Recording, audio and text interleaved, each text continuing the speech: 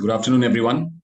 I think it is 2:30 and we should start with our masterclass today. I am Dr. Saurabh Samantrai. I'm a senior pediatric neurosurgery consultant at the NHSRCC Children's Hospital. And I welcome everyone to this monthly masterclass. As always, I look forward to a very educational and very informative session with three distinguished speakers whom we have on our list today. Without further ado, I would like to welcome the first speaker for this masterclass. She's my colleague, Dr. Ruchira Misra. She's a senior consultant in pediatric Hemato-Oncology and BMT here at the SRCC Children's Hospital. Dr. Ruchira did her DCH from the LLRM Medical College, Meerut, followed by her pediatrics training in the Bombay Hospital Institute of Medical Sciences. After which she pursued her pediatric Hem-Onc and BMT training in Australia and has worked at various centers in Australia, including Brisbane, Melbourne, and Sydney. She has further trained at the Children's Hospital at Westmead, Sydney, Australia in pediatric oncology and earned a specialization in BMT. On returning to India in 2011, she has been involved in setting up the pediatric transplant program at the Medanta Hospital, Gurgaon, and the Rainbow Children's Hospital, Delhi. She has a number of peer-reviewed journal articles and textbook chapters to her credit. And I am really glad to have her with us today. Dr. Ruchira, over to you. Looking forward to your presentation. Thank you. Thank you, Dr. Saurabh. That was a very kind introduction that you gave. Without much ado, I will try and start with the presentation with my slideshow coming on. Yeah. So we've just celebrated the World Liver Day on 18th of April. And we thought that, I know that Lalit tried to steal the limelight that day with talking about liver transplants and everything. And we said that liver is not just about liver per se, but about other things as well. And therefore, the topic for today is hepatosplenomegaly. If you have hepatosplenomegaly, what would be the other differentials that you would think of in this case? And we have the flavor of the hematology and the oncology aspect attached to this presentation as well. So what will be the overview of the presentation? We will go through a few definitions, the pathophysiology, how to clinically approach a patient who comes in with hepatosplenomegaly, what investigations we should be looking at, and then the etiology in infants and in older children, and then some case profiles for discussion. So how do you define hepatomegaly? The liver span is very different for different ages, and being pediatrics, we always worry about which age group we are looking at. So if you have a preterm infant, you have the liver span of 4 to 5 centimeters, whereas as the age increases to 5 to 10 years, this will all become about 7 to 9 centimeters and 8 to 10 centimeters in the adolescent age group. Again, things to remember are that we are very age specific. So, and we're measuring the liver span. We just don't see whether it is below the subcostal margin, because sometimes it will be the respiratory parameters which are pushing the liver down, though the liver is actually not increased in size. So it's not per se hepatomegaly. It's just because there's a respiratory pathology present with the livers being pushed down because of it. So make sure that you're measuring the span and not just the subcostal margin below, not measuring it just below the subcostal margin. Similarly, with splenomegaly, we say that the palpable spleen is usually an enlarged spleen. So if you can feel the spleen, it means it's enlarged. But however, a spleen may normally be palpable in about 30% of the newborns, in almost up to 50% of young children, and about 3% of young adults as well. The normal spleen on feeling should be soft, smooth, non-tender, and less than 1 to 2 centimeters in size. If it's anything more than that, this is definitely splenomegaly, and we should be trying to look for causes for this. Because we are hematologists and oncologists, we put in anemia as the commonest presentation that is associated with hepatosplenomegaly. Any HB concentration which is less than the 5th centile for age. We've previously done a presentation on anemia itself, and again these are age-bound parameters, so you will have to look at what is appropriate for age at this stage. And normally we say that if it's anything less than 8, then it should be called as anemia again, but be very specific that this is age. However, sometimes you could have pallor because of an edematous condition or hypothyroidism as well, which is not truly pallor. Or you may think that the child looks pale because there's decreased perfusion because of hypotension or hypoglycemia. So keep those differentials in mind as well. But our cutoffs generally is children who are 6 to 59 months of age, so less than 5 years of age. Mild anemia would be anything that's less than between 10 to 10.9, but severe would be less than 7. For children who are 5 to 11 years of age, the cutoff for us would be anything that is less than 11.5. Again, severe would be less than 8 for us. Children who are 12 to 14 years, severe anemia would be less than 8, but the cutoff here is 12. The same goes for non-pregnant women. With pregnant women, because their requirements higher, this cutoff becomes 11. And men, we say that the cutoff is 13. So what would be the pathophysiology behind a patient who comes in with hepatosplenomegaly? So hepatomegaly would have a lot of features which are present because of itself. So you could have congestion or inflammation, infiltration or storage disorders. With splenomegaly, generally, it's because of reticular endothelial hyperplasia, sequestration, again, congestion or infiltration happening. And anemia generally has hemolysis or inadequate production, which is aplasia, or blood loss, which is causing the anemia. But often these can be conglomerated together and say that hepatosplenomegaly would happen because of features that are common to all of them. So like inflammation, and this inflammation could be because of an infection, which could be congenital like CMV or herpes simplex or toxoplasmosis, or even rubella or syphilis, the common torch that we see. This inflammation could be because of viral hepatitis like EBV, HIV, or Hep B infections, could be parasite mediated like hydroceles and amoebiasis, and could also be fungal like histoplasmosis or coccidiomycosis as well. The inflammation could be autoimmune in nature as well because of hepatitis, drugs, or toxins there, and that could lead to the hepatosplenomegaly.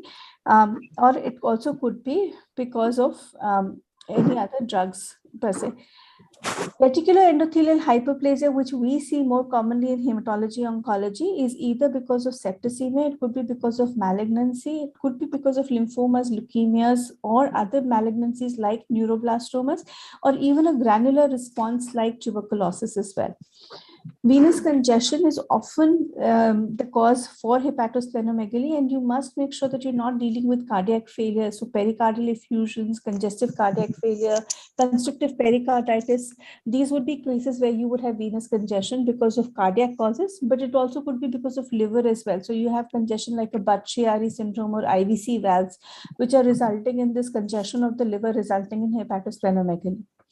A big major differential for pediatrics are storage disorders. These could be carbohydrate storage disorders, glycogen storage disorders like galactosemia, could be MPS, lipidosis, Gaucher's, Niemann-Pick, Tay-Sachs, tyrosinemia. There's a lot of them, and most of them will present with either failure to thrive and hepatosplenomegaly, anemia, failure to thrive, and hepatosplenomegaly. So there's always this combination of the three factors in them.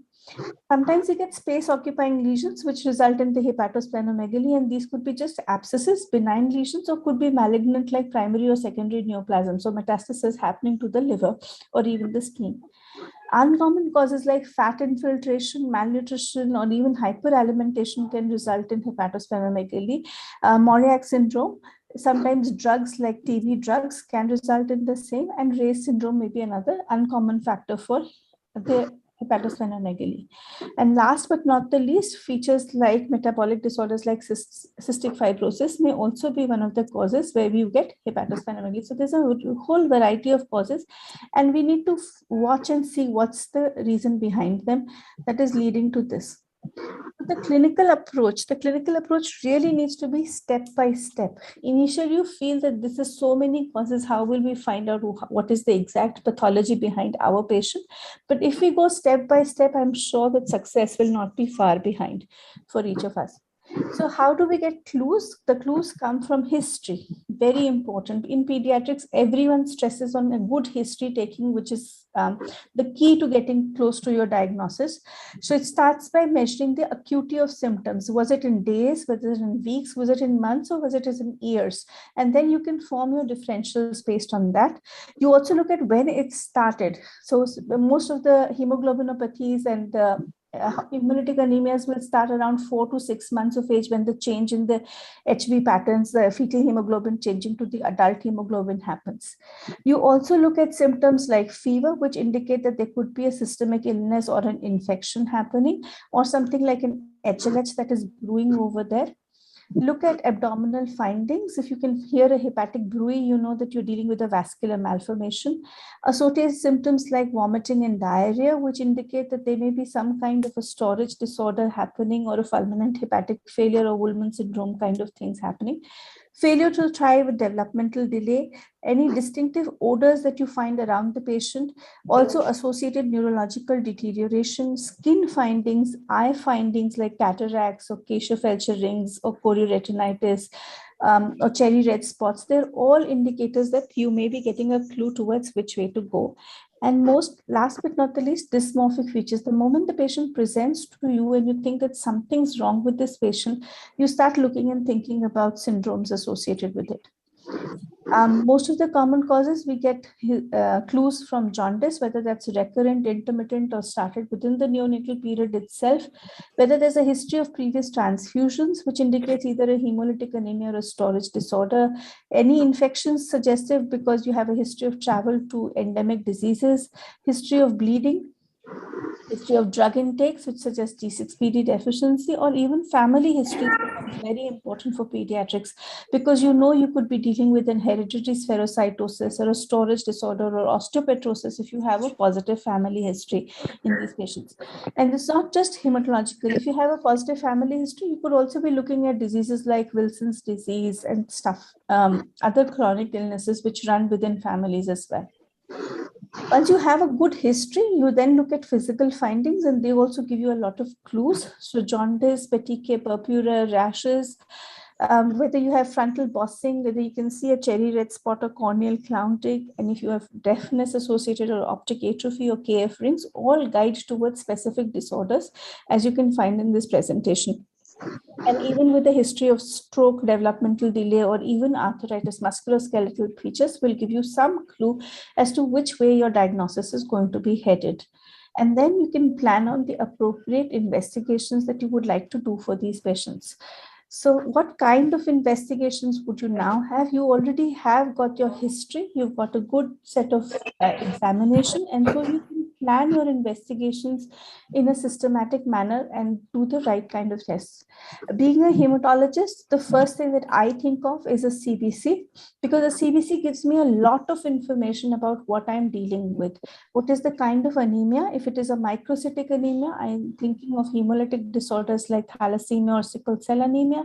If it is macrocytosis, I'm thinking of acute hemolysis and a venous malformation kind of a thing. Normocytic anemia, maybe a leukemia or maybe a storage disorder is what we're looking at. The reticulocyte count is high in hemolytic anemias. If there's thrombocytopenia, that tells me that there's marrow involvement, so it may be a malignancy or it could be an autoimmune thing. Leukocytosis or leukopenia again guide you towards whether you're thinking of infections or malignancies in these patients. The CBC also includes a peripheral smear examination, and that also tells you whether you can see nucleated RBCs, you can see blasts, so you see an erythroblastic picture like CML, or an osteopetrosis, or even leukemoid reactions in cases of severe infections.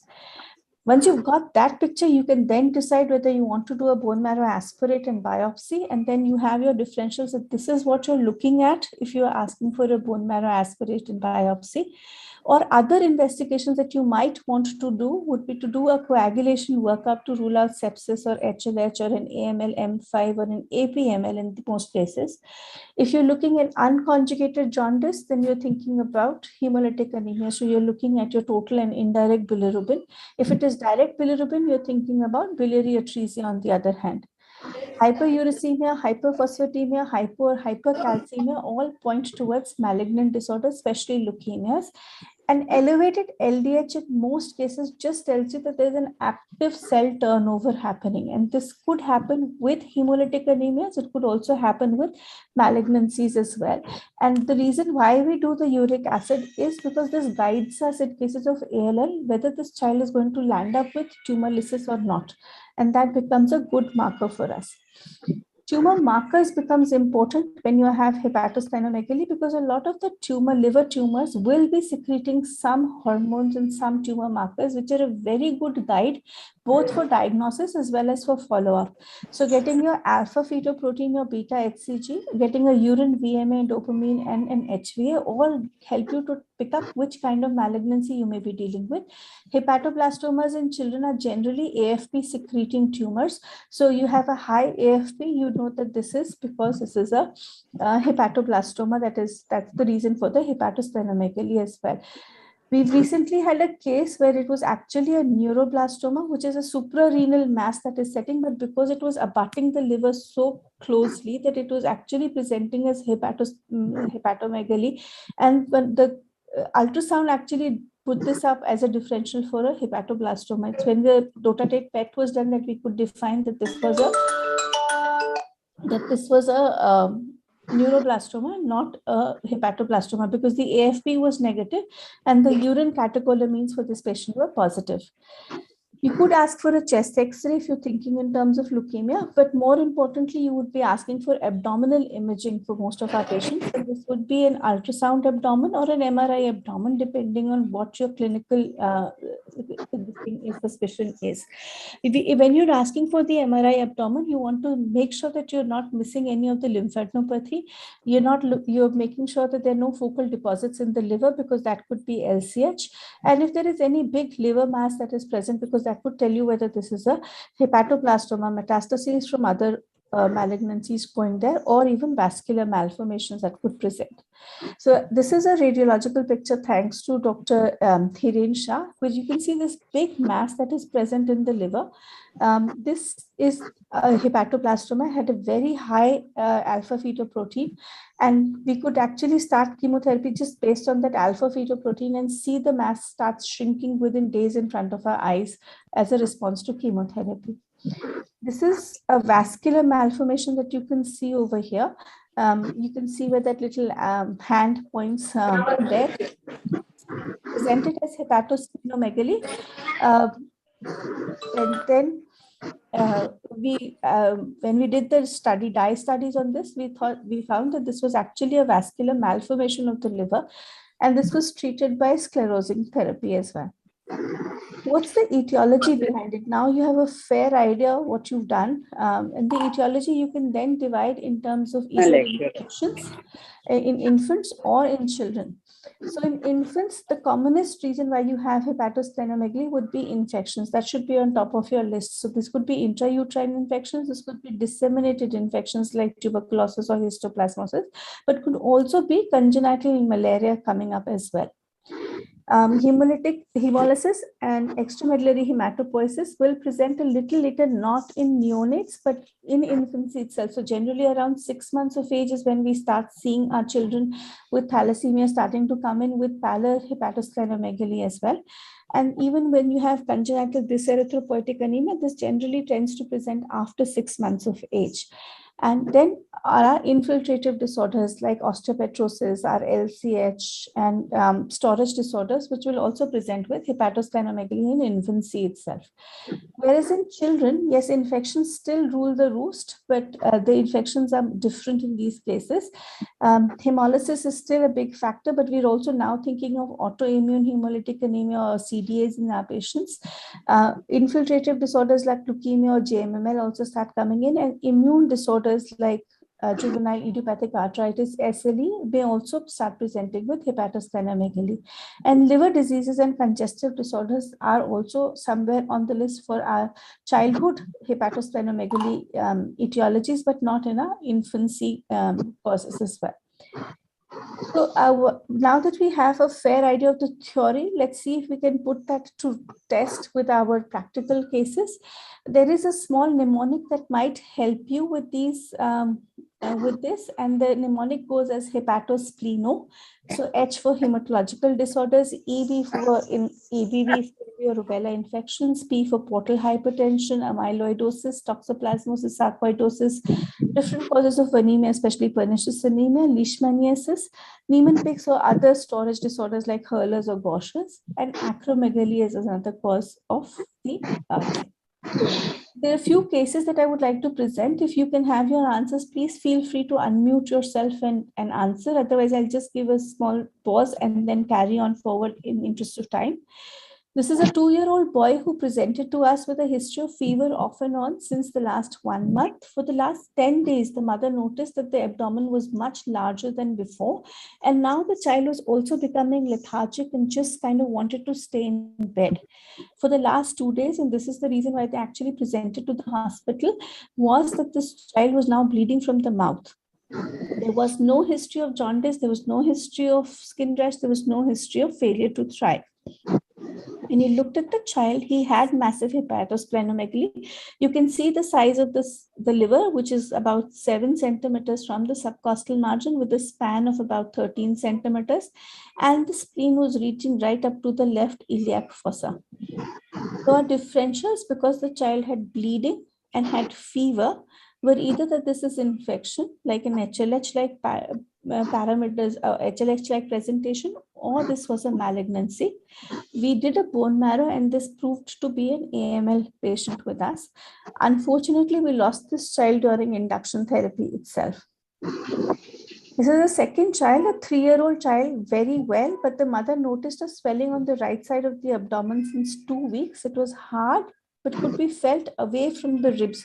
So she was not sure that this was a bony structure itself or not. And that's why she came in.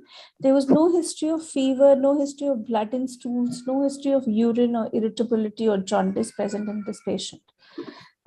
So what we did first was to ask for the blood tests. We asked for an alpha fetoprotein and a beta HCG, which were normal in this patient, but we asked for imaging, and imaging guided us.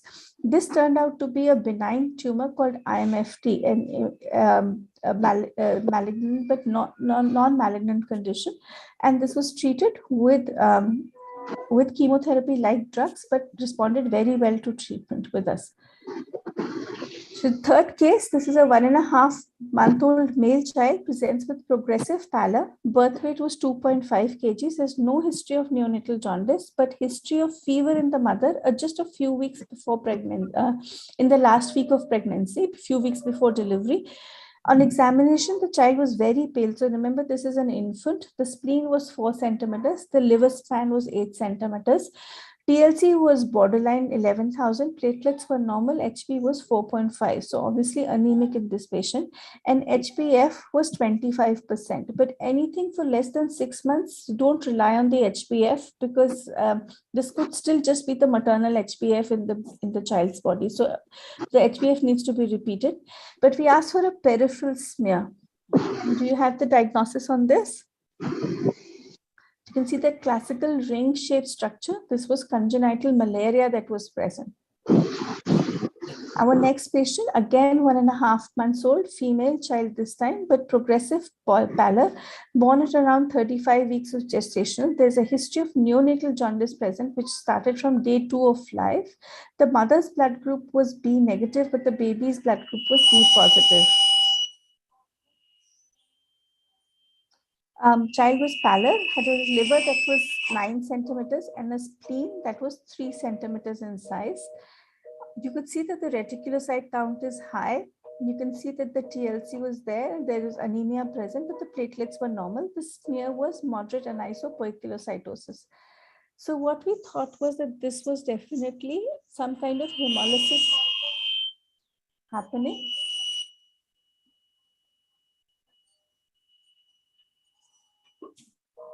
Sorry about that. That's a public address system. So how would you approach this patient? Points that favor the hemolytic anemia is anemia with hepatosplenomegaly. There is a history of neonatal jaundice. There is a history of RH incompatibility, and the peripheral smear shows that there was spherocytes present without a history of transfusions having been given to them. Points against the hemolytic anemia. were that there was no jaundice that was present. The reticulocyte count, when you look at the total reticulocyte count, was still low when you look at the degree of anemia that is present. So remember, don't just look at the absolute value of the reticulocyte count. You also need to look at the corrected reticulocyte count. There was prematurity history that was there. There was no active sign of infection or inflammation. And this is only isolated anemia. So what we did was a direct Coombs test in this patient, and this was an late onset anemia with hemolytic disease of in the newborn that is present.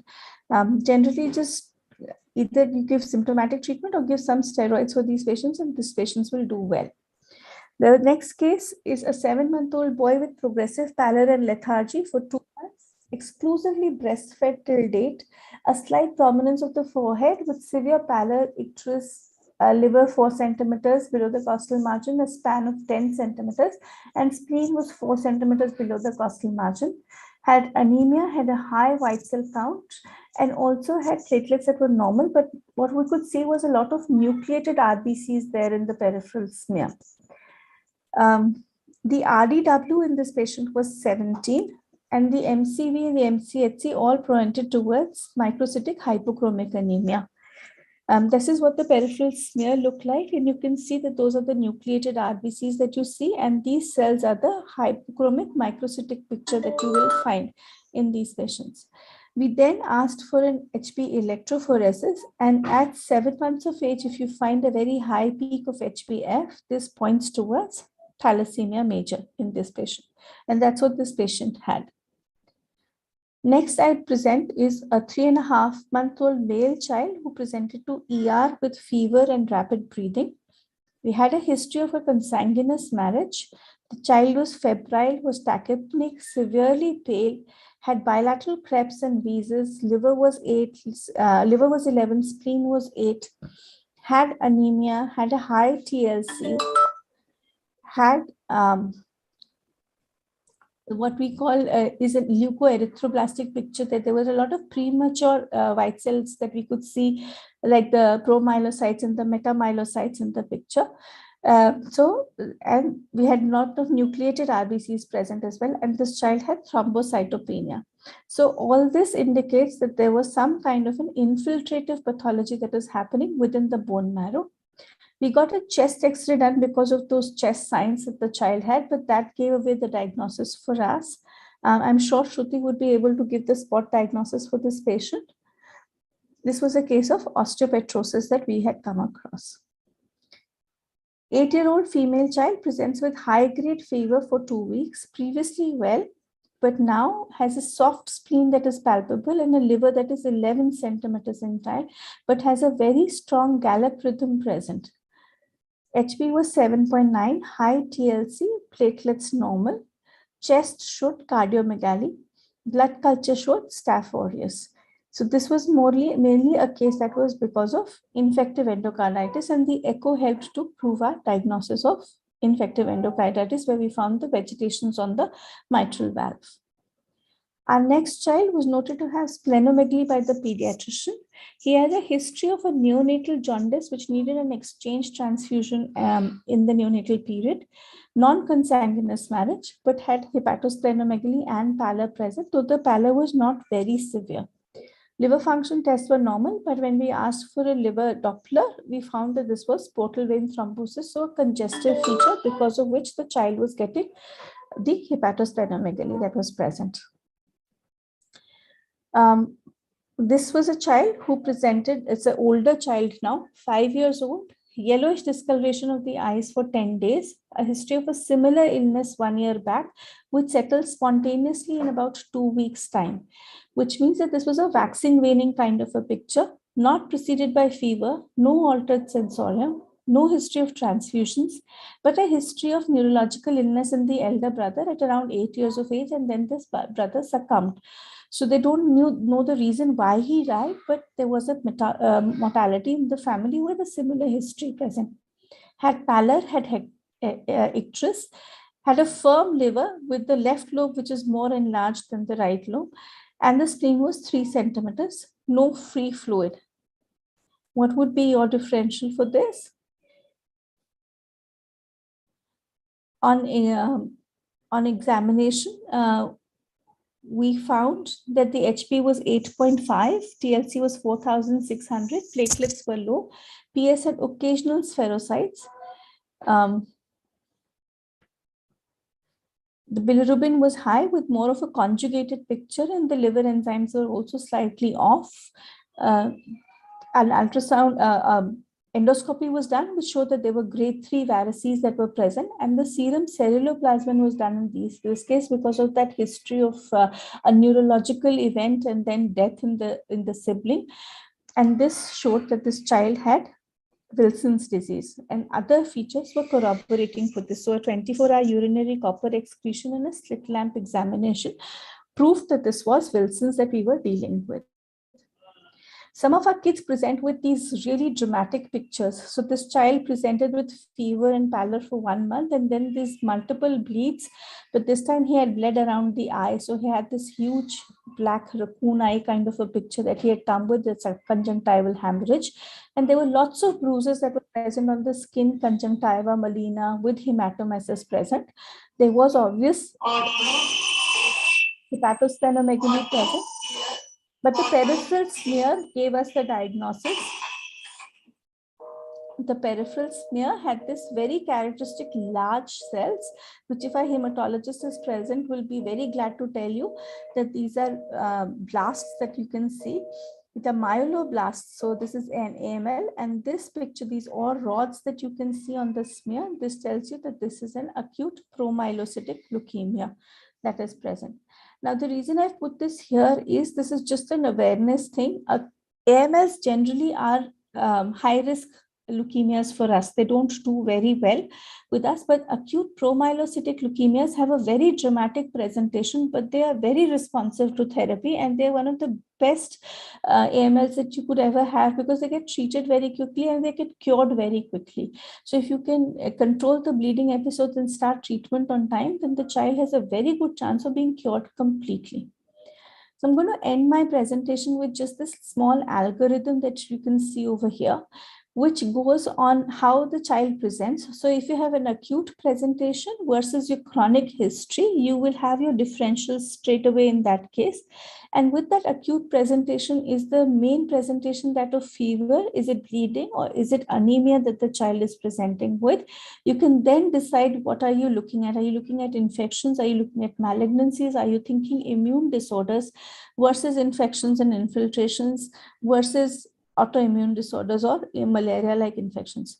With a chronic history proceeding from 6 months of age and things like that, you think more of storage disorders, more of chronic neoplasms like CMLs, or even in terms of other disorders would present as well.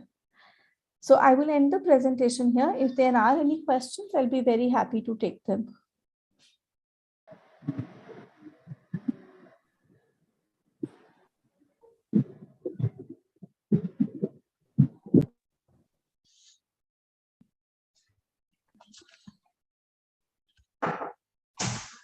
Yeah, good afternoon, everyone.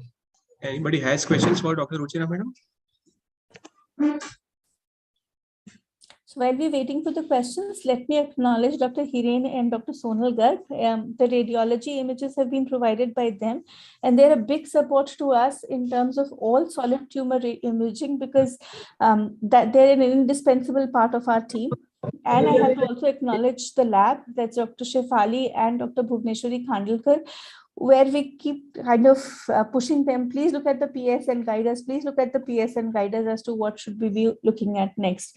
So these two are an indispensable part of our team as well. Kala azar we don't commonly see, sir, in these parts of the world, but yes, in some parts of India, it is very, very common, and hepatosplenomegaly is a very common presentation of Kala azar. Gaucher's disease, we are seeing a little bit more, and I've just recently transplanted a child with Gaucher's disease, and we are hoping that this child will now do well. Presented with the classical history of failure to thrive, anemia, and hepatosplenomegaly with us.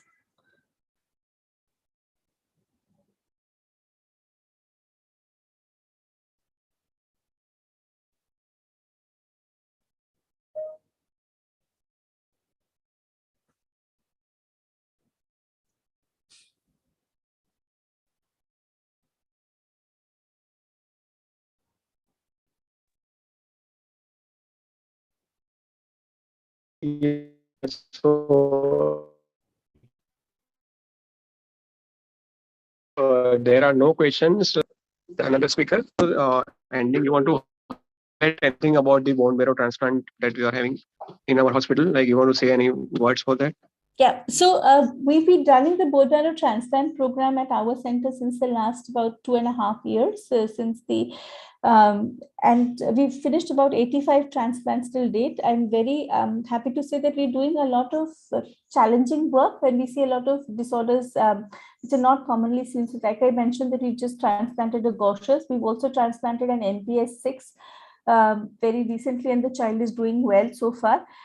We do a lot of transplants for thalassemias, for leukemias, which have relapsed and are now in control. So, and we're doing the whole gamut that you find for transplants. So, right from match sibling donor transplants to MUDs to haploidentical T-cell deplete transplants. This facility is available at this hospital for anyone who needs it.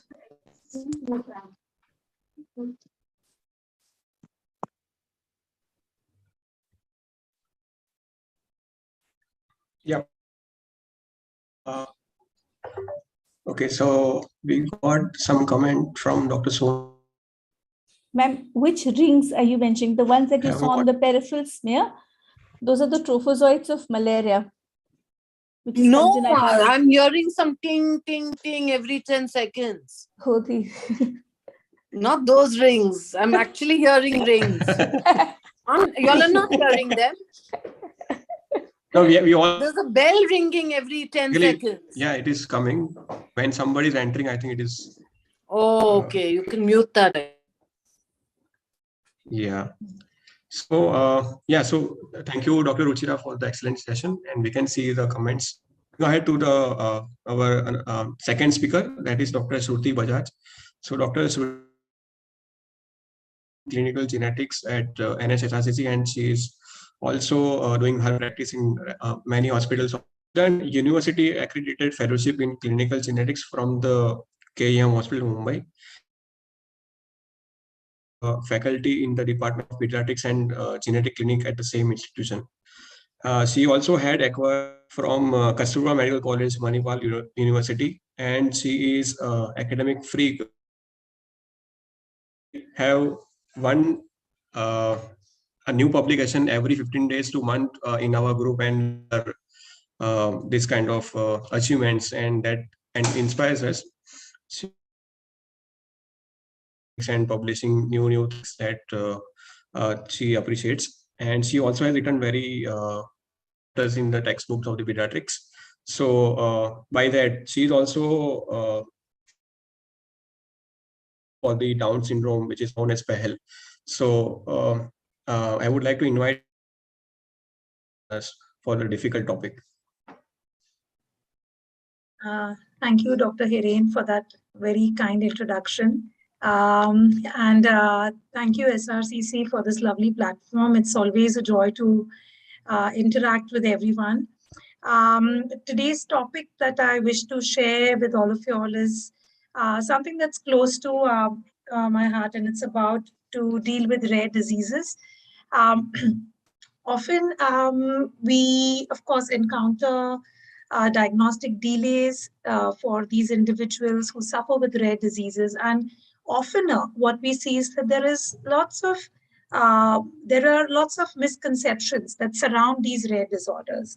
And so today's talk, I'm going to try and dedicate in trying to understand in a case-based manner what exactly are these rare diseases, and does it really even warrant enough attention to be discussed in platforms like these? Is it even relevant to a generalist to know about rare disorders? So, well, I would begin with a statement having antonyms right in the beginning, which says rare is many. And with that, the next 30 minutes, I'll be trying to bust certain myths. I'm going to do that right away with the case scenario. You can see this lady. She was a 36-year-old lady who visited my clinic, and she had history of adulthood onset progressive ataxia, onset in the 20s. When you look at her pedigree chart, her sister had a similar complaint and had died at 38 years. You can see in the video how she's having tremors of the hands, intention tremors. She had an ataxic gait. And on looking deeper into the pedigree, she actually even said that her father also had similar complaints of an unsteady gait and had expired at 50 years of age. So when we see a family history, even if we cannot dissect it into whether it's dominant or recessive, this is a scenario where you're having multiple members of the same family having gait unsteadiness. Now, this is not something that is normal. When we look at such a familial clustering, adulthood onset neurological symptoms, we do think of a group of disorders, what we call as spinocerebellar ataxias. An MRI brain was done in this young lady, and it did show spinocerebellar atrophy. Because we were suspecting of a group of disorders, what I just alluded to as SCA, spinocerebellar ataxia, we ordered a targeted test for the same, and indeed our suspicion was proven to be right. This lady did have spinocerebellar ataxia type 3. And it is with this that I would want to break the first myth, that while we're talking about rare disorders, while we are pediatricians to begin with, but we need to understand that rare disorders do not really follow age boundaries. Rare disorders can present at any age. Even after having a completely normal childhood, like for instance, this family had individuals who started manifesting after their second decade of life. So especially individuals in the audience who are catering to an adult population directly or indirectly. In fact, even as pediatricians, this presentation is important because you may see a mother walking into your clinic with a waddling gait, and well, it may have a lot of impact for the progeny to be coming in. So the first myth that we need to clarify and understand is that rare disorders are not confined just to the child, but rare disorders can present at any age. And with that, we'll go to the second case scenario. I've really tried to keep it very case-based. If there are any comments or any queries, I think we can unmute and have a discussion in parallel. This was a case too, where this young boy presented with a large mass on the right lateral border of the tongue. A biopsy was done elsewhere. It showed a mucosal neuroma, and rightly so, the child was referred to the pediatric surgeon. But the pediatric surgeon gave it a thought, because in this child, when you see a situation of a mucosal neuroma, there is a thought process of whether this can be a men-to-be syndrome. Men-to-be syndrome is a constellation of certain clinical features where there are mucosal neuromas, tall body habitus, and certain other cancers also that are predisposed. Now, of course, the thought process of the pediatric surgeon while referring to a geneticist was that if this is indeed meant to be syndrome, while I am operating the child for the tongue mass, I could extend the same surgery in the same anesthesia setting and maybe do certain prophylactic surgeries, like prophylactic thyroidectomy, which is done in a meant-to-be, to prevent the potential of thyroid cancer in future. And of course, the surgeon wanted to know, do I need to keep the child on any proactive screening for cancers in future? And so it was with this background that the case was really referred to the geneticist. However, when I started looking at the case step by step, there was a twist in the story. As Dr. Ruchira rightly said in the previous talk, detailed history-taking examinations still remain the joy of clinical medicine. And while we keep talking about sophisticated tests, really nothing can take away the power that a general examination can give to the physician. And in this case, it was quite of a spotter of a differential, because this child had large capiolae scattered across his body. His mother had a large capiolae. And the moment you look at a lot of capiolae, the first thought that comes across is, can this be a neurofibromatosis? But then we had a conflicting biopsy report which said that this was a mucosal neuroma. Well, when I dug into the history further, the mother said that even her mother had a lot of capiolae and she had expired of ovarian cancer. Now, putting all the pieces of the jigsaw together, there was a thought process that went around that could this be some variable disorder which is presenting as different combinations in different generations, which has a tongue mass, which has cafules and cancers. And yes, neurofibromatosis was a thought process that crossed our minds, especially because we are aware that the neurofibromas, the 1 minute, I'm so sorry. Because the tumors that are associated with neurofibromas can also give a false picture of a mucosal neuroma on biopsy. So this was indeed a plexiform neurofibroma, which we realized after excision biopsy, which was mimicking a mucosal neuroma. So this was not a mucosal neuroma. This was indeed a plexiform neurofibroma, and the diagnosis took a U-turn by a simple pedigree elicitation and a detailed physical examination. Now, what I would want to highlight in this case is that this child first presented to the pediatric surgeon and a pathologist, and then came to the geneticist. And this is a fact that I want to highlight, that rare disorders can have presentations in any system. They will very rarely walk into a rare disease specialist first. They would first go into their general physicians, to their pediatricians, and to a plethora of different super specialists before actually the ring of a rare disorder, the alarm of a rare disorder actually ringing in. So this was a child, an infant with epidermolysis bullosa. This child had first gone to a dermatologist, and from there they came to genetics. This was a child who had severe failure to thrive in high myopia, gone to the pediatrician. On the other end, while this was failure to thrive, this is a young girl having extreme myopia, extreme obesity. Barely 8 years, she was proven to be Prader-Willi. Of course, she had first gone to the endocrinologist and from there referred to the geneticist. This was a girl who had first presented to the ophthalmologist for a high myopia. Diagnosis D. George ultimately. And this was a child again who presented first to the cardiologist for pulmonary stenosis. You can appreciate the freckles that he had amongst the other syndromic handles. He was then diagnosed to be harboring the Leopard syndrome. So rare disorders can present to any specialist. We understood in fact one, that rare disorders can present at any age. Rare disorders can present to any specialist. It could be a radiologist looking at an X-ray for something else, but finding an important alert and triggering the whole system to think in terms of a rare disorder. A pathologist, a hematologist. Dr. Ruchira gave some beautiful examples of multiple clinical scenarios of how a genetic or a rare disorder can present to a hematologist.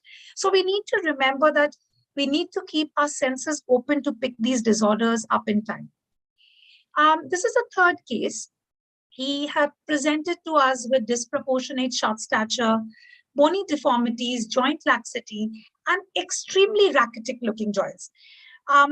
So many times this child was given vitamin D that to the effect that when we, kind of ran a vitamin D level in him, he actually had hypervitaminosis.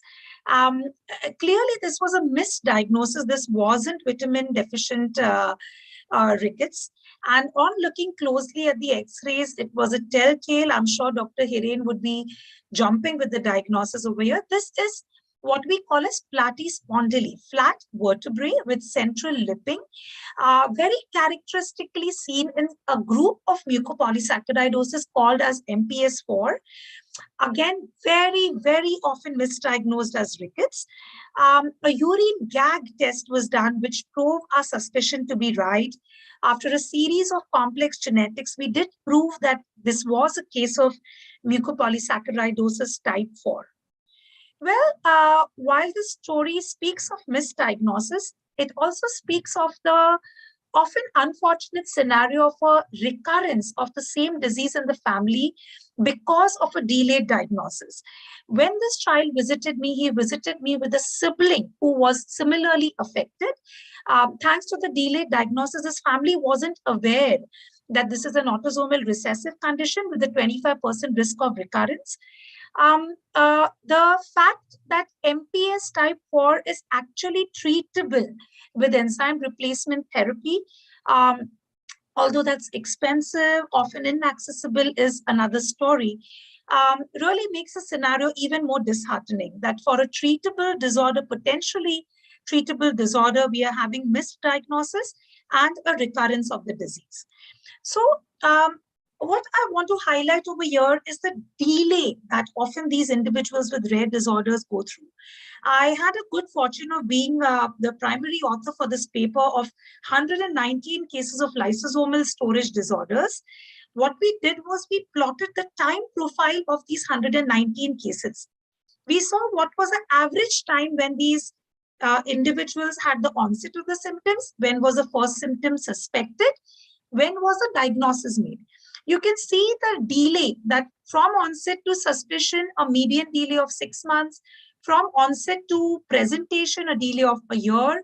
But if you see this interval, after presentation, the median interval in these 119 cases for diagnosis was barely 1 month, which clearly means that the delay is happening in the pre-referral. And we really need to sensitize primary physicians to pick up the red flags early.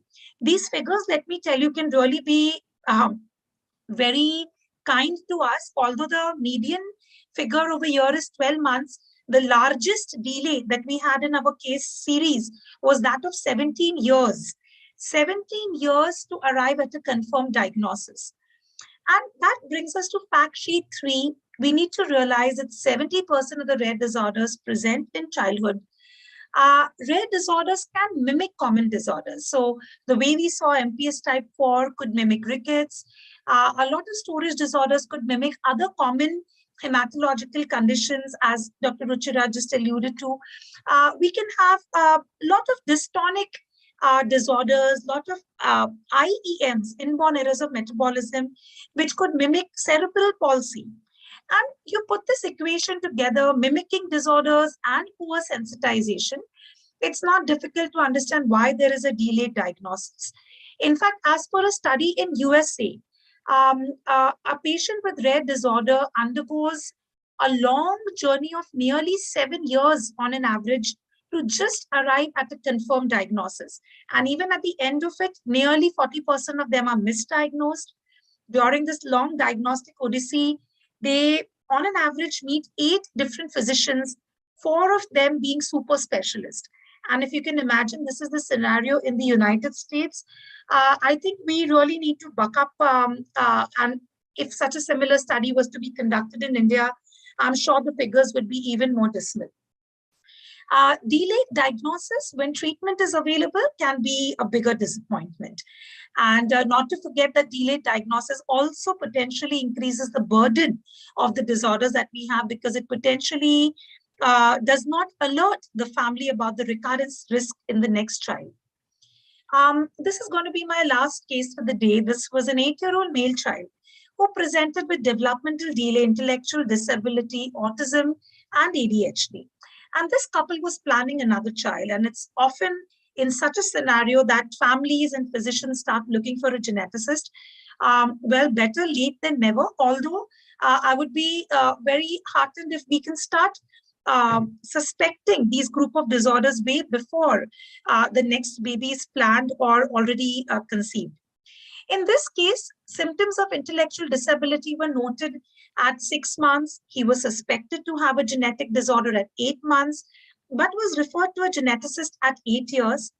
And well, when he was referred on a detailed history taking again, we realized that this child had had 3 episodes of encephalopathy in the past, which had necessitated ventilatory support.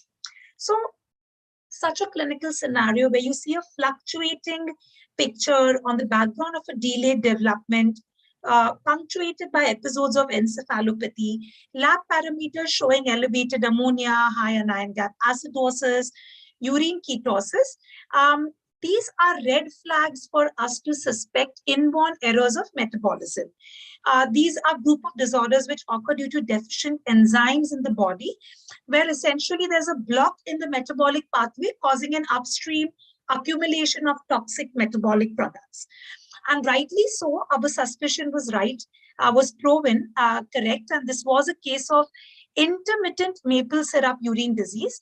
While we know the classic maple syrup urine disease presents in a neonate, with encephalopathy and shock, it is the intermittent type which can present without these, without the catastrophic picture, but in a child having these delays and autistic features sometimes. Time to note is that this case got diagnosed 7 years after its first symptom. And after diagnosis, the child was put immediately on special medical food, because in inborn errors of metabolism, if you, prune the diet in a way which limits the, which does not introduce the insulting amino acids, in that case, the child's metabolic profile can improve, and often we can see a reversal of symptoms. And it was heartening to see that in this child, within 6 months, the cognition improved, and so did his hyperactivity symptoms. Of course, because we now had a confirmed diagnosis, we could guide the lady about her next pregnancy so that she does not have another affected child. However, the thought did cross our minds that if the same diagnosis was made when the child was 1 year old, probably he wouldn't be having the neuromorbidity that he was harboring. So the last fact sheet is that not all rare disease treatments are necessarily expensive. You saw in the preceding case where I did mention that sometimes we do have therapies like enzyme replacement therapy, gene therapies, which, although available, are sometimes difficult to access given the financial constraints and a restrictive national rare disease policy that's really not covering all the rare disorders. But that's not true for all the diseases. Some rare disorders treatment can really be very inexpensive and simple. For example, biotinidase deficiency can be treated with oral biotin. You have propionic acidemia and a whole lot of inborn errors of metabolism, which can be treated with special powders that are now produced in India. You have pyridoxine responsive epilepsy, which can respond and get beautifully treated with oral pyridoxine. Dr. Ruchira gave an example of Wilson disease, again treatable if started early with penicillamine, and the list goes on and on. I think we can have a completely different session on treatable genetic disorders. That's how exciting the front of treatable rare disorders is. And so if we have these special medications, which are not necessarily expensive, which are available, it is really our onus as clinicians to pick up these disorders in time. It is important to note that there are now more than 110 treatable causes of intellectual disability. I'm sure as I'm taking this talk, the number must have ticked to 114, 116, and so on. It's also very interesting to note that we are now in an era of personalized medicine. Around a decade back, it was a general approach, common symptoms, common medicine for everyone. Well, now for a lot of disorders like congenital myasthenia, epilepsy, even for that matter, cancer therapies can be dictated based on the genome makeup of the individual, on the type of the mutation that the individual is harboring. So we are in an era where genetics is not just getting treatable, but it is also entering our prescription pad and allowing us to fine-tune and prune our treatment even better for the patient for more successful outcomes. And this is just to kind of get into perspective how rare is rare truly. So as per the European Union, a rare disease is a disease which occurs, the occurrence of which is lesser than 1 in 2,000. Individually, there are a lot of rare disorders, but if you put them all together, the cumulative incidence is 7 in 100, and which means that that's nearly 140 every 2,000. 80% of these rare disorders are genetically based. A lot of them will present in childhood.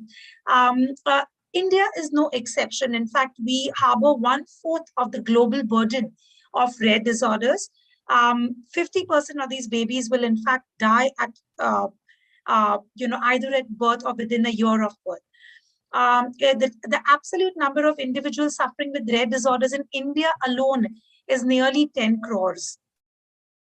And it's thus not a surprise that we have papers that are vouching India to be the hotbed for genetic disorders, and how the promise of new gene discovery actually lies in South Asia, given the fact that the burden of genetic disorders in South Asia, which includes India, Pakistan, Afghanistan, is truly more than anywhere else in the world, given the high population, the popularity of marriage, consanguinity, endogamy. When I say endogamy, it means the custom of marrying within the same communities. And herein lies the paradox of rare disorders, that while individually these drops are small, together they make up the mighty ocean. And so individually, phenylketonuria may be rare, individually Gaucher disease may be rare, individually spinocerebellar ataxia is rare, but taken together, the burden of all rare disorders is nearly 1 in 13, which translates to a scary figure that 1 in 13 of us would be living with a rare disorder at some point in our lives. That is how common rare disorders are. And then there was a survey that was conducted for rare diseases in India.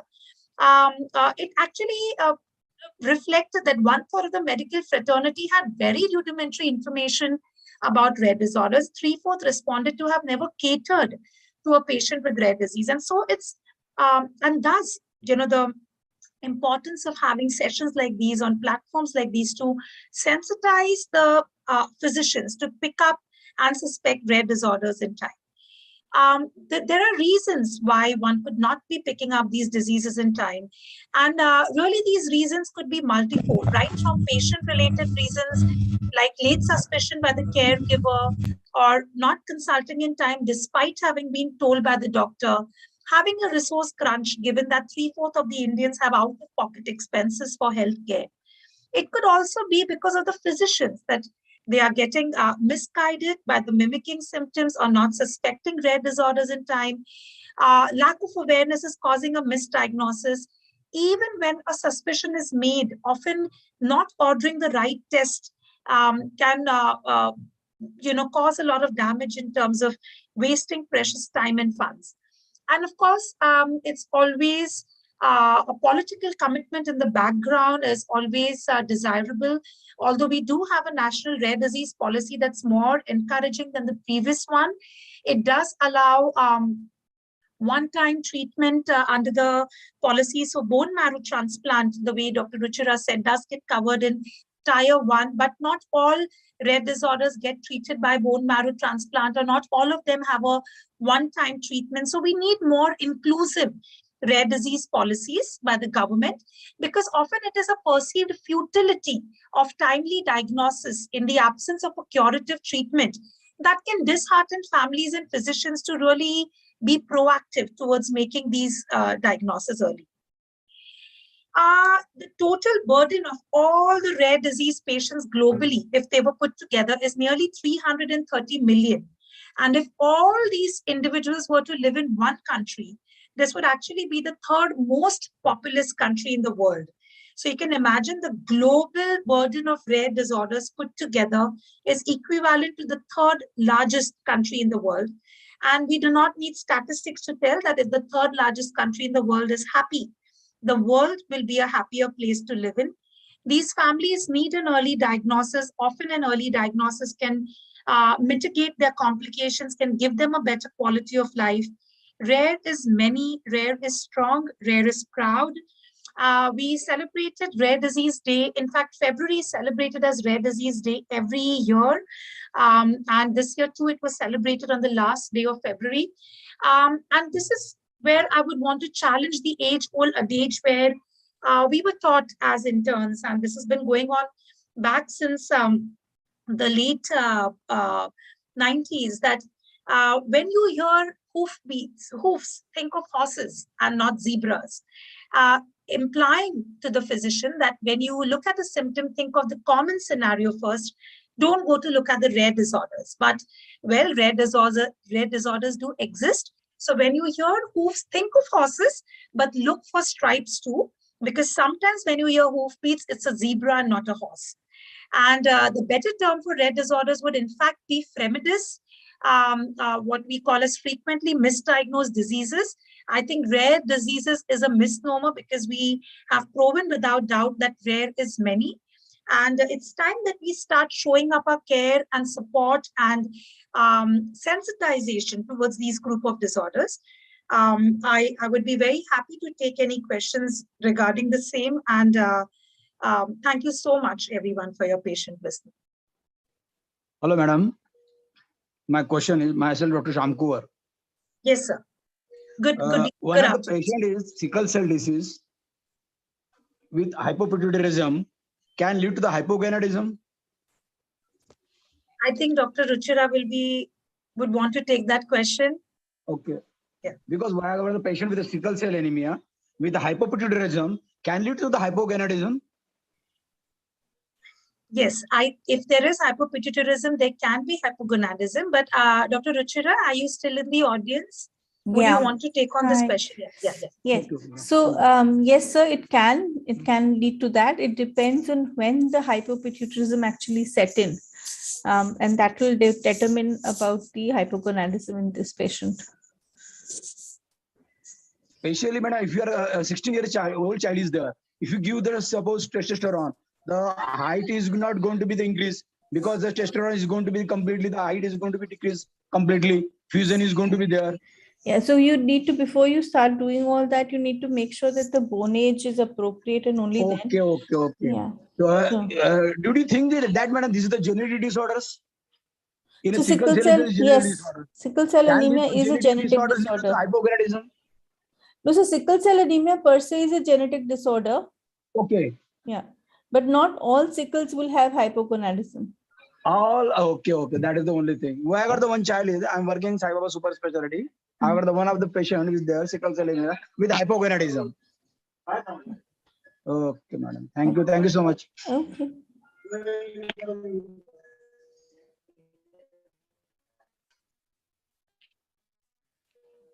Great. We would love to have some more questions if there are any for Dr. Bajaj.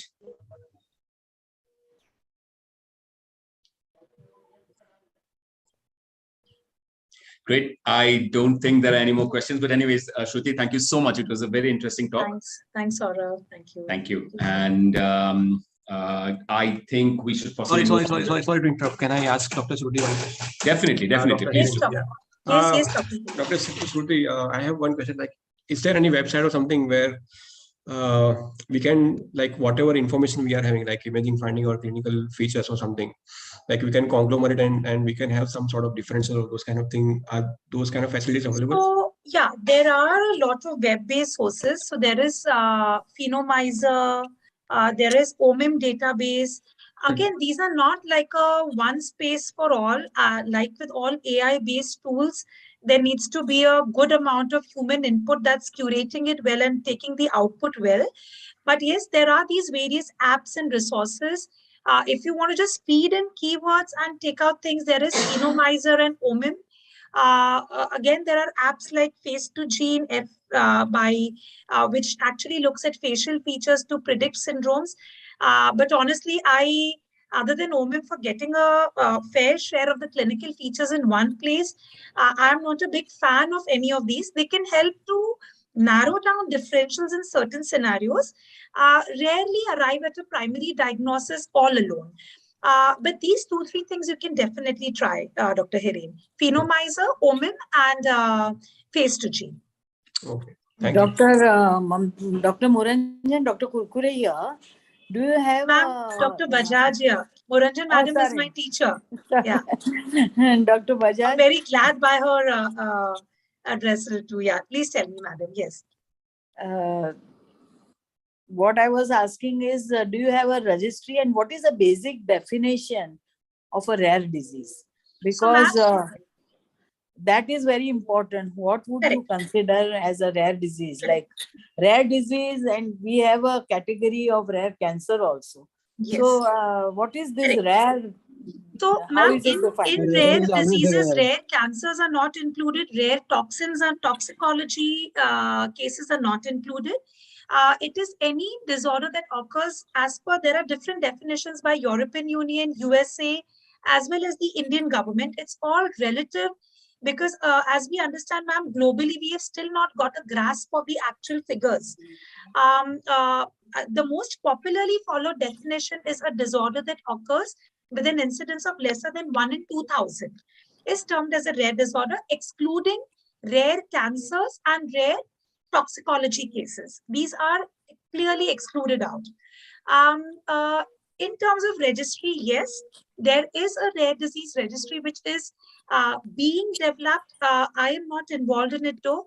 So there is KM Hospital, which is a part of the rare disease government policies. We have Dr. Jayesh Sheth in Ahmedabad, who is doing it, the same work, Dr. Ratnapuri at Delhi. So there are these efforts across India, ma'am, part of them partial, patchy, some of them trying to knit the whole of country together. But really, we do not have an all-abiding single rare disease registry, which is comprehensive to date. It's being worked around. Maybe a few years from now, we'll have better Indian figures, madam. Thank you. Yeah, welcome, ma'am. Welcome.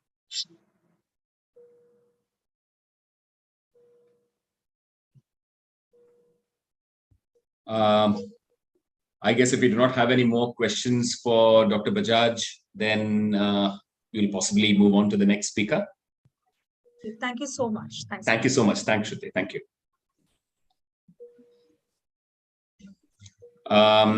It gives me immense pleasure to invite our next speaker, Dr. Amit Nagpure.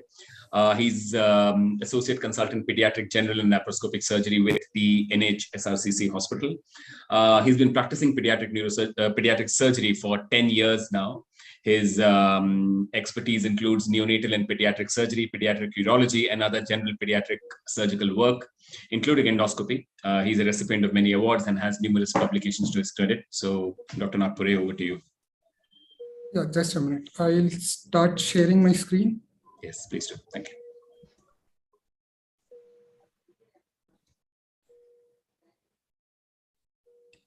Just a moment.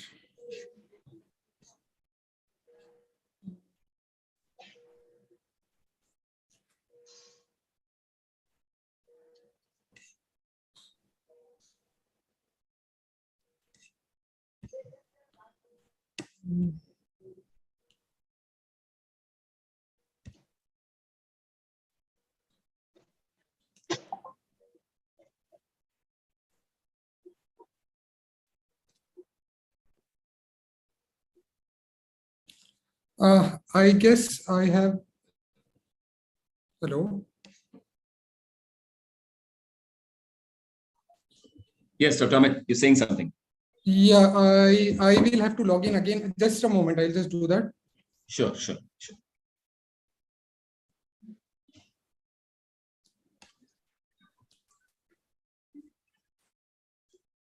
Yeah, can you see the screen? Yes, it's visible. Just a moment.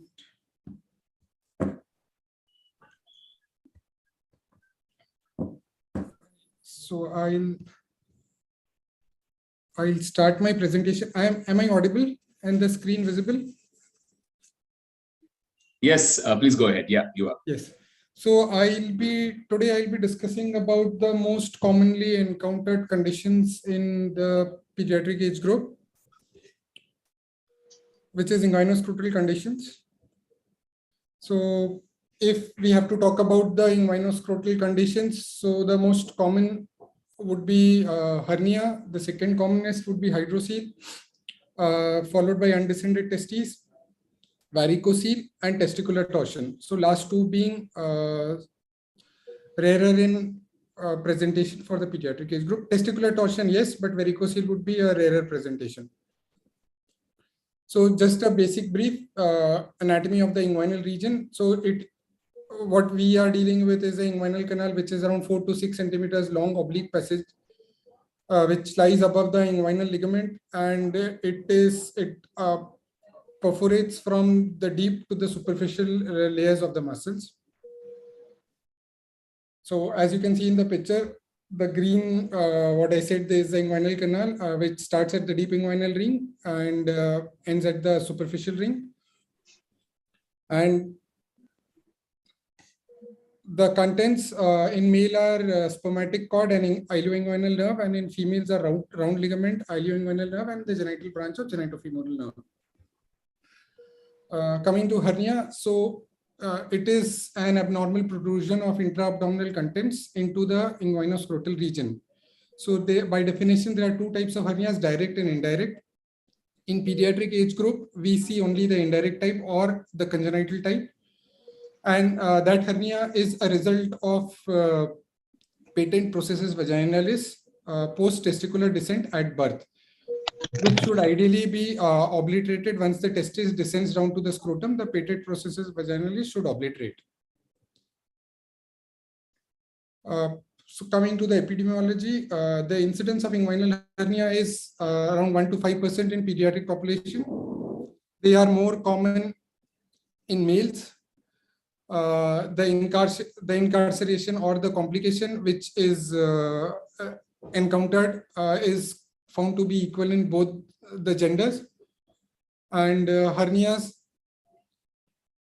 are the right side hernia is twice as common, and bilateral hernias are seen in about 10% of the total patients. Now, if we say about bilateral hernias, they are twice as common. So normal hernia would be more common in male child, but if it's a bilateral hernia, they are twice as common in the girl. And there is a family history associated with hernia in 10 to 25% of children. And in twins, usually it is they have association of hernia. So coming to clinical pictures, the diagnosis of hernia is usually lies on the clinical test, clinical examination, and the history of the history given by the parents and the physical examination. Mostly the parents or the caregivers will come with a complaint of noticing a bulge in the inguinal region or the inguinoscrotal region, either one side or on the both sides, which is usually picked up very early by the caregiver. As I already mentioned, the usual presentation is asymptomatic intermittent inguinal bulge. It increases on crying, coughing, and straining.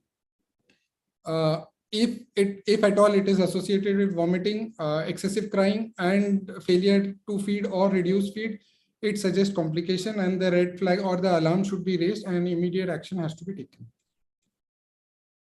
So on examination, a hernia would be a reducible inguinal or scrotal bulge. There will be a thickened cord in cases of chronic hernia. Chronic meaning in pediatric age group or a newborn, we cannot call it chronic, but if it is a long-standing hernia, yes, the thickened cord will be there. Silk glove sign, which is a clinical finding if the hernia or the bulge is not visible at the time of examination. So this is one clinical sign which is indicative of a hernia. In a female child, if there is a hard palpable mass, so that would mostly be a ovary. And in case if it is non-reducible, then it warrants an immediate surgical intervention.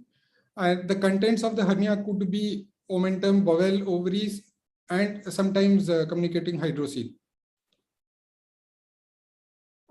So we have spoken about the normal or uncomplicated type of hernia. Now regarding the complications, so the most common complication encountered is incarcerated hernia or irreducible hernia. It is most commonly seen in first year of life and then in fifth and sixth decade of life. The prematurity is one of the most common cause which is seen in incarcerated hernia, and in cases where hernia is diagnosed and the surgery or repair has been advised, but there is a delay in procedure. Those kind of patients we see with the incarcerated hernia. So the clinical features would be in young or small kids, crying, excessive crying, reduced feeds, and vomiting. And if a child is older, they will complain of painful, irreducible mass in the groin, which will the pain will worsen with the movement. And if the presentation or they present late to the hospital, they can come up with distension, obstruction, vomiting, and blood in stools because of the gangrene of the involved part. Now coming to treatment. So for uncomplicated hernia, the ideal time of surgery is at the time of diagnosis, irrespective of the age. So whenever the hernia is diagnosed, it should be operated. And in premature neonates, it is advisable to get the surgery done before the child is being discharged from the NICU. In incarcerated hernia, if the patient or the kid presents early, then early reduction can be attempted during the clinical examination or with some sedation. Contraindication for which is late presentation more than 6 hours. There are signs of peritonitis if the child is hemodynamically unstable or in shock.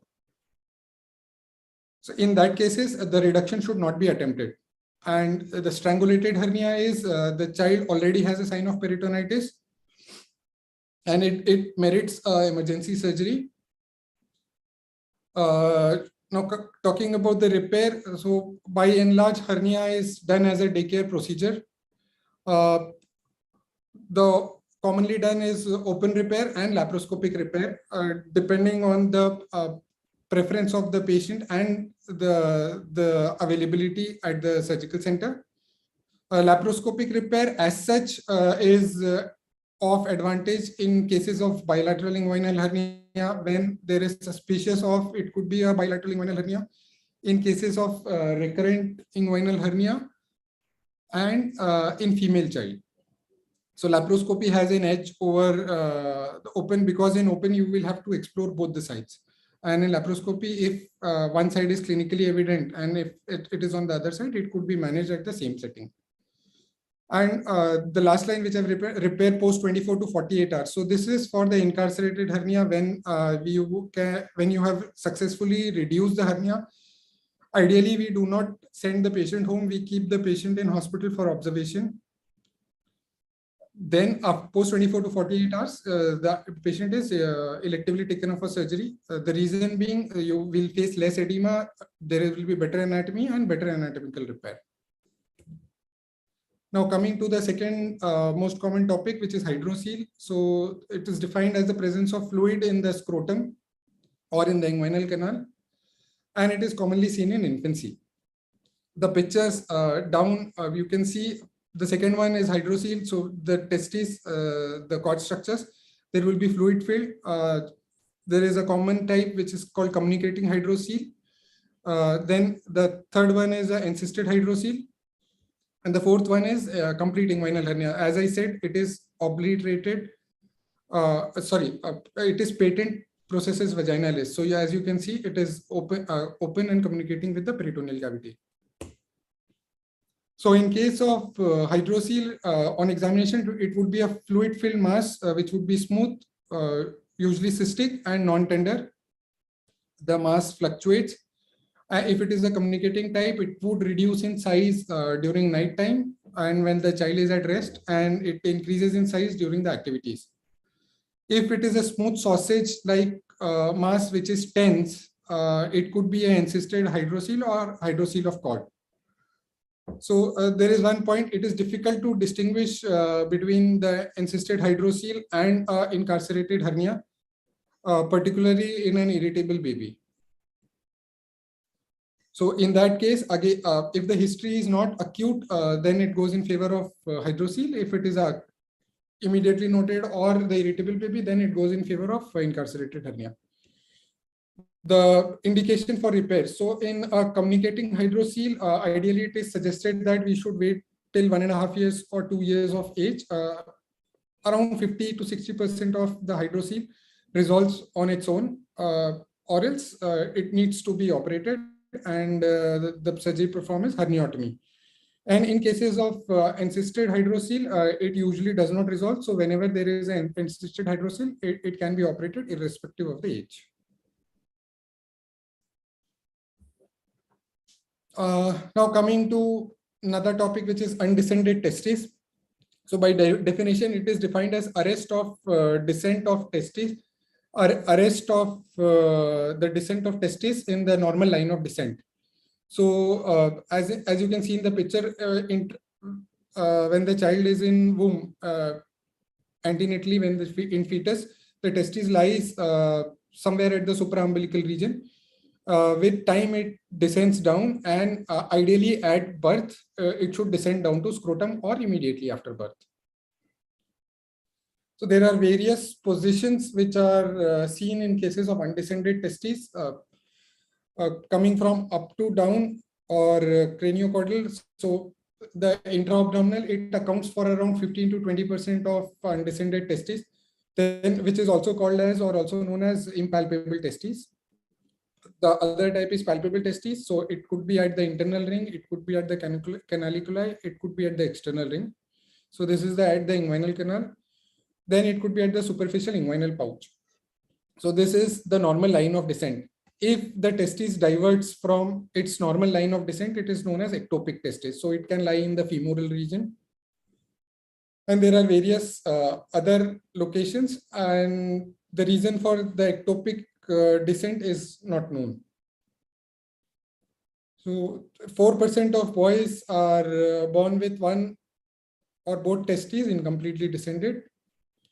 2/3 of these descends by 3 months of life, and 1% by 1 year of age. So ideally, it is recommended that usually it is detected at birth, after the birth, when the clinical examination is done for the baby, and it can be observed till maybe 3 to 6 months of age. Once, if there is no indication of the testes being descent, ideally now it is suggested that should be operated by 6 months of age or before 1 year of age.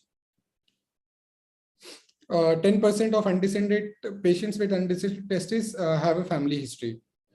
And rarely, if it is missed, which we see occasionally in the later age, so they usually present with hernia or present with testicular pain or acute torsion. In that case, we come to know that the testis is not descended.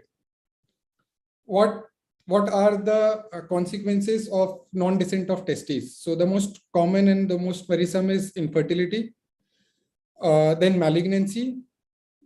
Hernia is associated with undescended testes, and testicular torsion. If it is undescended testes and if there is a torsion, it would be difficult to pick and predict early, because the child will have a vague symptoms of abdominal pain. There is one more, there are a few more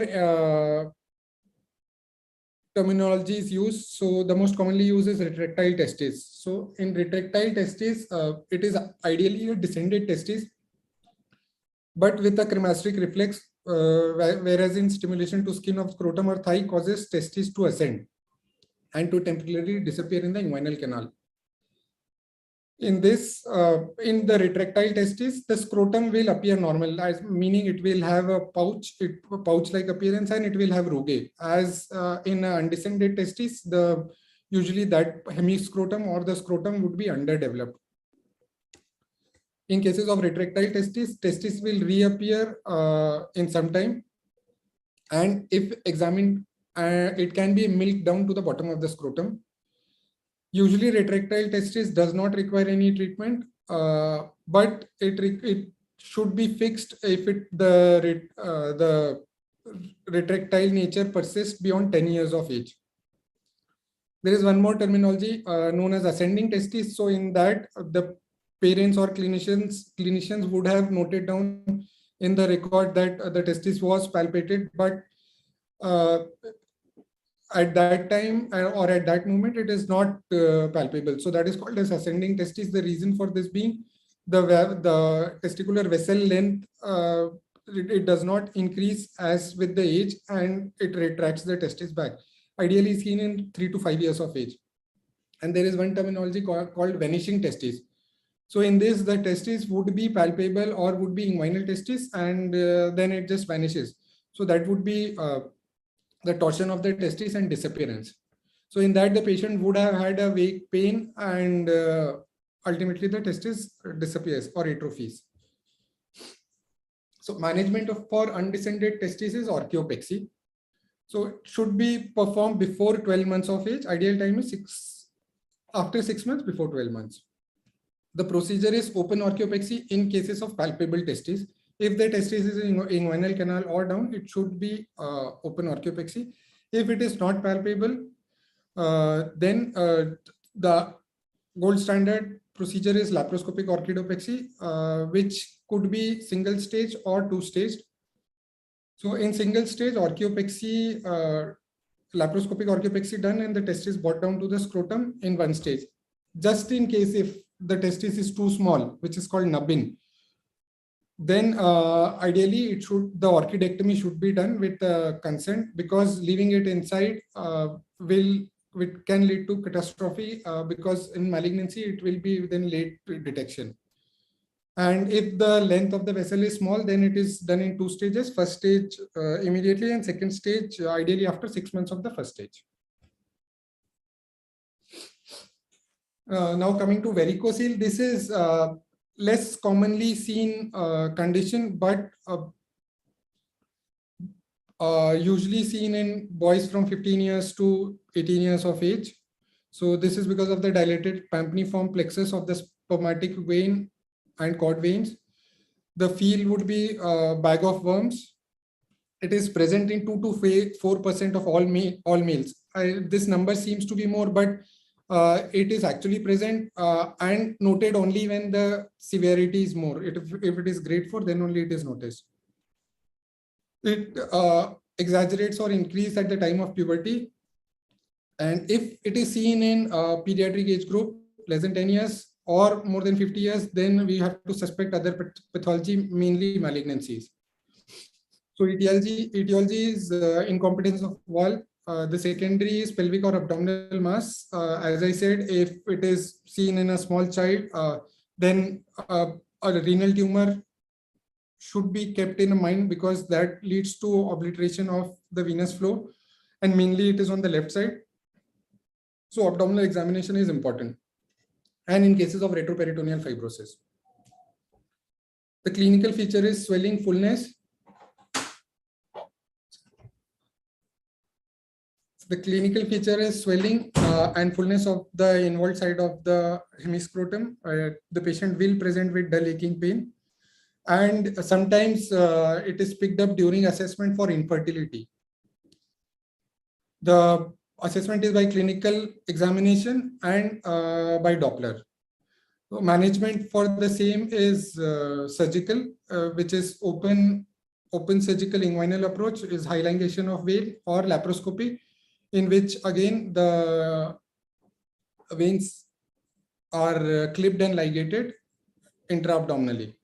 And in the elder or the older person, interventional radiology now is being advocated, in which they put in the loops, intravascular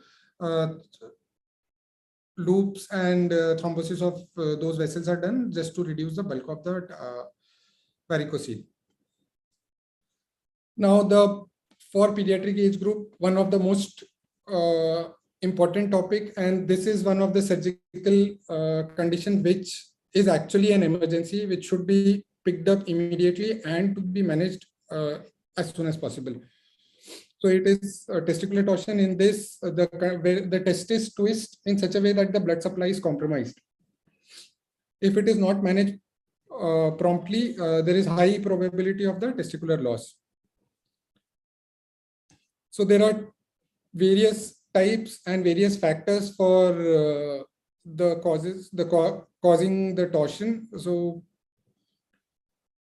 one is the intravaginal torsion, and the other one is the extravaginal torsion. The intravaginal torsion is most commonly seen in the pediatric age group. As you can see in the picture, this is, I'll discuss later, but I'll just discuss with the picture.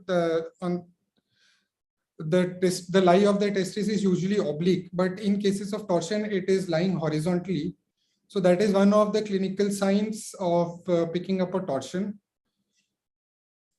And as you can see, the vessels, they are twisted. So it is most commonly seen in infancy, and then at the age of 10 to 20, in the first decade of life. The typical history would be sudden onset of severe pain in the groin and lower abdomen while doing some activity.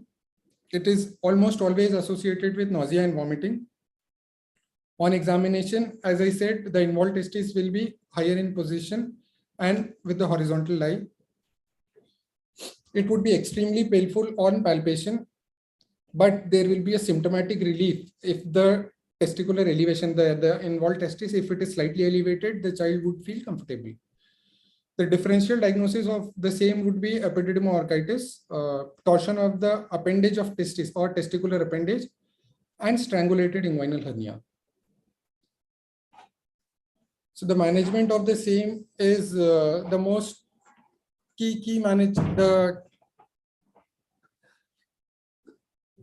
clinical history is the clinching point in which the parent will or the child will give a typical history of sudden onset inguinal or scrotal pain. On an examination, it would be red, erythematous, tender. Sometimes discoloration is there and high lying testes. The imaging or investigation of choice is Doppler. And if it is proved, immediate surgical exploration is the treatment. And if the testis is doubtful or doubtful nature or could not be salvaged, the contralateral side should be fixed to avoid that mishap.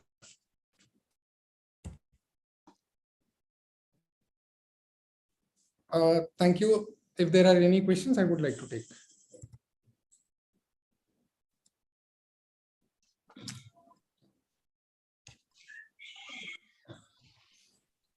Thank you, Amit.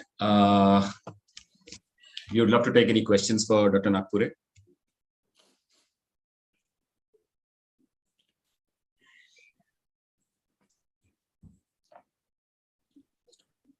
Yes, Dr. Subhash, please, you can ask your question.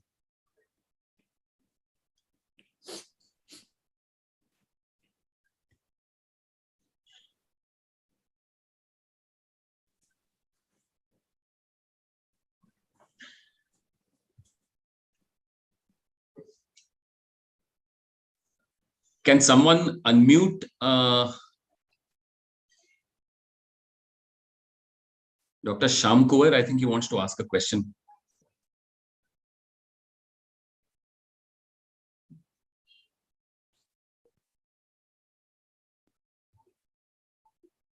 Dr. Shyam Kuwar, could you type your question in the chat box if you don't mind?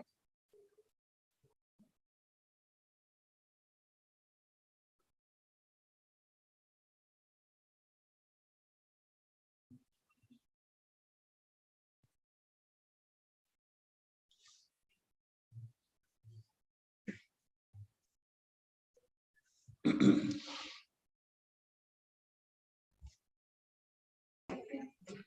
I ask a question? Please do, please do. Dr. Amit, what is the risk of malignancies? What's the percentage of risk of malignancies in those undescended testes? You did mention that there was a risk of malignancies, but how high is it? You're on mute, Dr. Amit. You're on mute. So it is, they say it is 25 to 30 times higher than the normal population. In cases of undescended testes. Thank you. Thank you.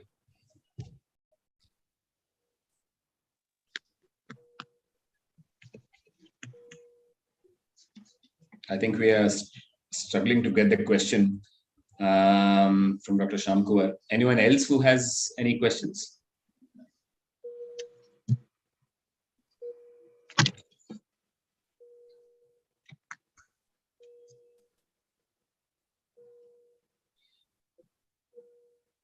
If not, then I think I will declare this masterclass as closed. Thank you, all the speakers, Dr. Ruchira Misra, Dr. Suthi Bajaj, and Dr. Amit Nagpure for your valuable inputs. It was really informative, and I'm sure all the participants have definitely taken home a lot of information with them. And with this, we'll close this session. Thank you, everyone, for being a part of this masterclass. Have a good day. Thank you so much.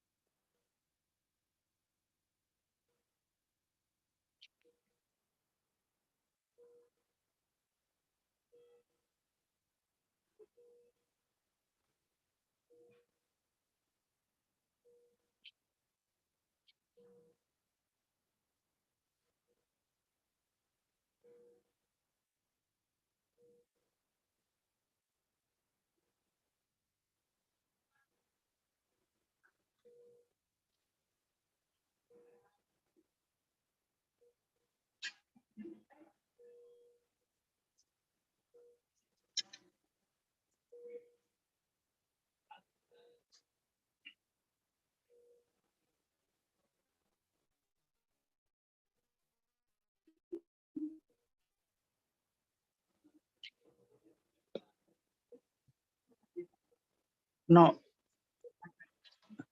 John Major's criteria 1, 2, 3, 4. Korea, ECG changes, abnormal QAs, and tachycardia. John Major criteria and then minor criteria.